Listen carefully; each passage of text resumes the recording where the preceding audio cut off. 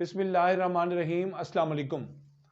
अपने वक्त के मारूफ और दाना शख्स बुजुर्ग हस्ती हजरत इब्राहिम बल्खी रहमतुल्लाह अलैह का कौल है कि किसी शख्स के तकवा को पहचानना हो, किसी शख्स के म्यार को जांचना परखना हो, उसकी नेकी को देखना हो, तो आप उसमें तीन चीज़ों को देखें। वो तीन चीज़ें मैं आज आपको बताना चाहता हूं कि वो तीन चीज़ें क्या क्या हैं।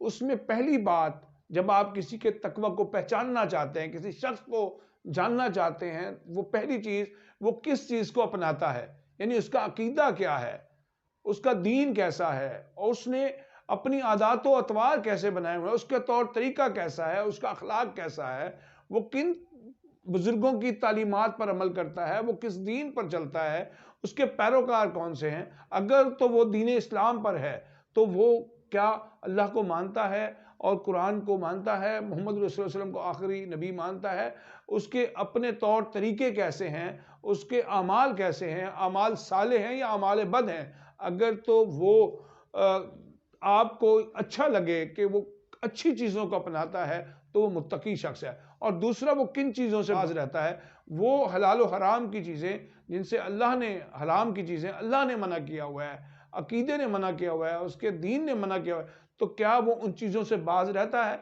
वो मुनकरात से, बुरी बातों से, बुरी चीज़ों से दूर रहता है, तो इसका मतलब है वो मुत्तकी शख्स है। और तीसरी बात आपने बताई कि वो क्या बात करता है। ये तीन चीज़ें इंसान का ज़ौक़ आश्कार करती हैं, उसके ज़ौक़ को बताती हैं कि वो क्या बात करता है, उसकी बातचीत कैसी है, उसकी गुफ्तगू कैसी है, वो अपनी बातों में क्या क्या बातें करता है, वो क्या बात करता है।